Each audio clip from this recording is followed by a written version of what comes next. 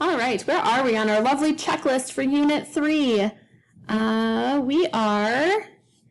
We've done the first and second derivative. We've applied the first derivative test of extrema. We've used the first derivative to talk about increasing and decreasing. We've used the first derivative to talk about concave up and concave down. We have not done this yet. That's a winner for today. We have determined an inflection point from the first derivative or the second derivative. Done that. And the rest of those are coming up later. All right, so today we're going to focus on determining inflection points. We'll do a little summary of what was going on with the second derivative from our lesson the day before. An interval on a graph is said to be concave up. So remember, concave up, I was coding in pink, if f prime is increasing. So a synonym for f prime increasing would be that f double prime is positive. Then a graph f is said to be concave down if f prime is decreasing. A synonym, or another way of saying f prime is decreasing, would be that f double prime is less than 0. So you've seen the chart that looks like this. Increasing, decreasing, concave up, concave down, positive, negative, increasing, decreasing, positive, negative. And so what we're talking about here then is we're focused on this part of our chart, as well as, ooh, that's a thicker writing than I meant to, than this part of our chart. All right, so in thinking about this chart, we can take the second derivative, right? Draw a number line, do a little f double prime situation, plot our possible points of inflection from where f double prime was equal to 0 or where f double prime was undefined. Do a whole number line test and then determine if the graph was concave up or concave down based on our positives and negatives of the second derivative because of these positives and negatives, right?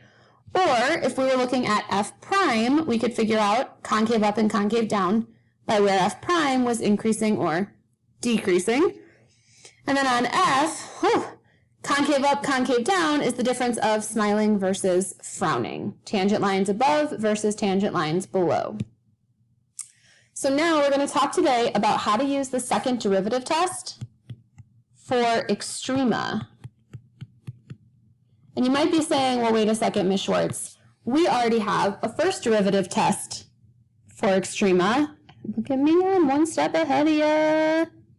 So you might wonder why we would need another test for extrema. Sometimes a second derivative is hard to take, and the first derivative is preferable. But sometimes if the second derivative is easy to take, or if the second derivative is provided for you, which you're going to see here in a minute, then this test can be more efficient. So when we talk about the second derivative test for extrema, as compared to the first derivative test for extrema, you might want to think about it like if you go to the doctor, they run one test on you, and maybe that test comes back inconclusive, so you have to run a different type of test, still looking for the same thing that's making you ill. Not that we want to be ill. So let's think about how to test for extrema. We start still by finding where f prime of c is equal to 0. So this is going to be finding critical numbers. This is still a true statement. A true statement. Okay? We also then want to check the concavity. Well, if f double prime of c is positive, that means my graph was concave up, and my value is a minimum. If f double prime, testing that critical number into the second derivative, and I get a value that is negative, then f double prime at that value being less than 0 would mean that at that moment my graph was concave down, and what I have found is a relative maximum. And then there's this issue where if f double prime of that critical number, c, is 0, then the second derivative test fails us, and we have to run that other test, which is the first derivative test. All right, so let's talk about this. A quick drawing to help you out. So we have a graph that's concave down. I'm not going to have enough room to write. We have a graph that's concave down, and we can connect that and think about the other part being concave up, right? These are the two curvatures of a graph that we could have. Here, we would say that this whole part, f double prime is negative, f double prime is negative for this piece and this piece. Here, we would say that f double prime is positive, and f double prime is positive because our graph is concave up. All right, well, this piece and this piece have something in common. That thing they have in common is that f prime is positive because they are increasing. These two pieces have something in common, and that is that f prime is negative. And that's because those are decreasing. Okay, well then here's a critical number. Here's a critical number. Here's a critical number with a vertical tangent. Here's a critical number with a vertical tangent. We're not going to worry too much about that. Up here, though, this critical number would be a maximum. Down here, this critical number would be a minimum. Well, let's think about this then. The maximum happens at some critical number if f prime goes from positive to negative, or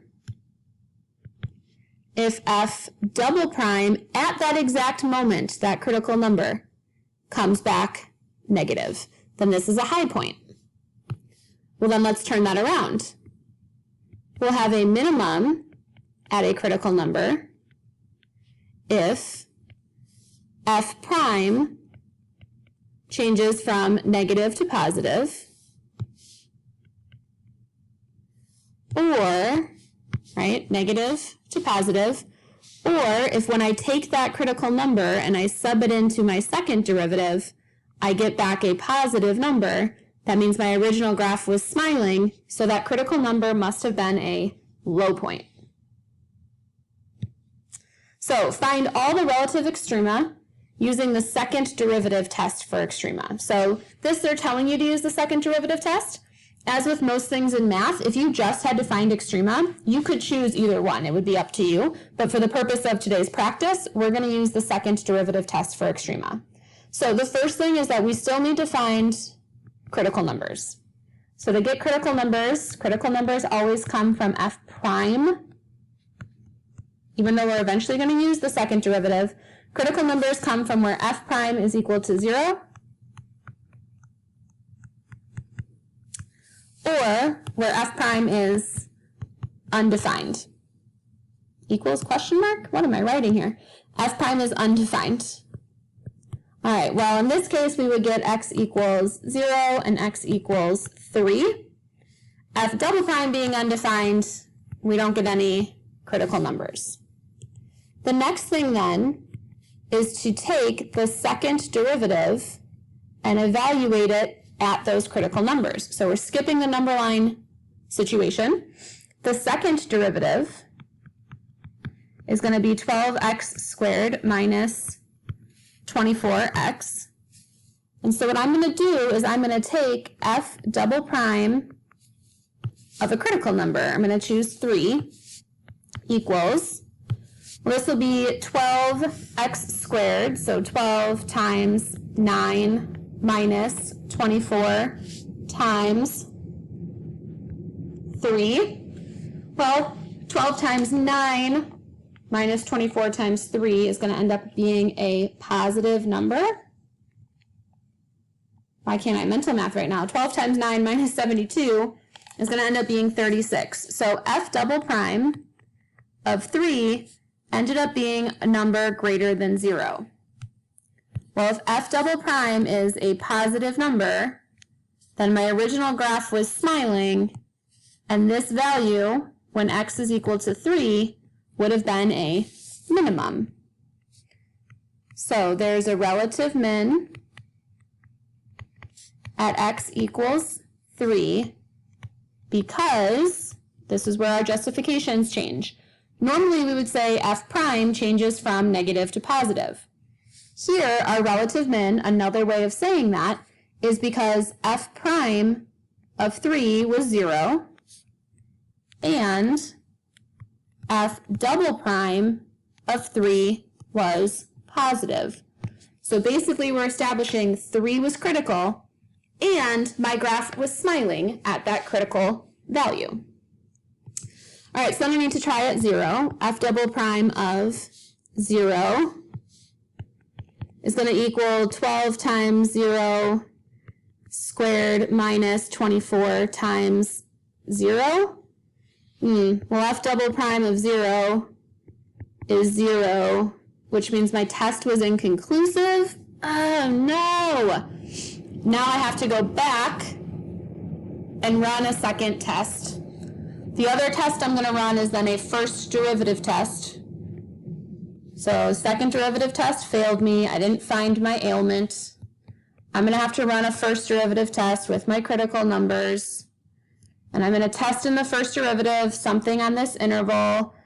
If I pick a negative number, I'm going to get a negative and then a change. No, not a change. I get another negative. So we have neither a max nor a min at x equals 0. Now again, you're probably asking, but Schwartz, if you had to do this and then you just test this and you get positive, we would have found the minimum at 3. Like what? Why? I cut myself off to re-record because why? Well, first of all, there should be a 0 because pay attention, Schwartz. All right, so here's the why. The why is because there will be times where doing a whole first derivative test in the number line just isn't time efficient. For instance, this example, it says at x equals 3, we have a horizontal tangent. Well, that means that f prime of 3 is equal to 0, right? Horizontal tangent, slope is 0, f prime is slope, f prime of 3 is 0. We know the first derivative here. We know the second derivative here. Yes, they're really messy and intense. I'm going to make a whole separate video about this problem in just a second. And all this question is asking, is there a local max or a local min at x equals 3? Well, then pretty straightforward. I don't need to do a whole number line testing. Instead, I can just find the second derivative, substitute in 3, and then ask myself, was my graph concave down? Was my graph concave up? Based on, is f double prime of 3 negative or positive? Now, something real quick to note. This whole test starts only with the critical numbers where f prime of c is equal to 0. In order to use the second derivative test for Extrema, we have to have a twice differentiable function. Because let's say my original graph was a cusp. Well, then this value right here is not going to exist in f prime, right? F prime is not going to exist, which means how in the world could you take f double prime at that same value? Okay, so it's good in your head to say every time we want to find Extrema, you do need to find all critical numbers. F prime is 0 and f prime is undefined. But if you're going to use the second derivative test, you have to just use the critical numbers that are allowed in your domain, which will be those critical numbers from where f prime is equal to 0. Please use this chart to help you. Okay? And I will make a video for that AP problem that you should watch because, you know, you're trying to learn some math and there'd be some good information in there that might be worth looking at because we haven't seen dy dx in quite some time. Please, please, please go watch the second video. Okay, I'll stop rambling now. Goodbye.